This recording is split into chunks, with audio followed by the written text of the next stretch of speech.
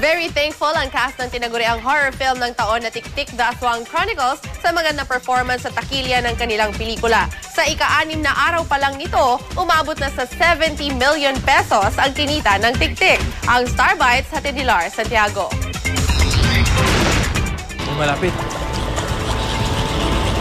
Masayang-masaya ang mga bumubuo ng Tik-Tik The Aswang Chronicles. Sa 6 na araw pa lang kasing pagpapalabas ng pelikula, naka 70 million pesos na ito sa takilya.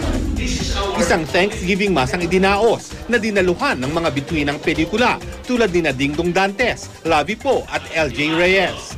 Naroon din ang mga producer na sina GMA Films President Annette Gozon Abrogar, Dondon Monteverde, GMA Vice President for Program Management Joey Abacan. Kung meron talagang dapat pasalamatan yung mga nanonood dahil through the word of mouth, nalalaman nilang mas marami kung gaano ka-entertaining talaga yung Tik-Tik. So, nakakatawa. At upang lalong painitin ang pagtangkilik sa pelikula sa darating na weekend, manggugulat si Dingdong at ang iba pang members ng cast sa mga magti-trick or treat. Gagawin namin itong weekend dahil alam naming karamihan ng nanonood, mga bata talaga din. So, iikutin namin yung mga nag-trick or treat para na naka-costume. So, makikita nila yung mga characters ng The Aswang Chronicles. Lars Santiago, GMA News.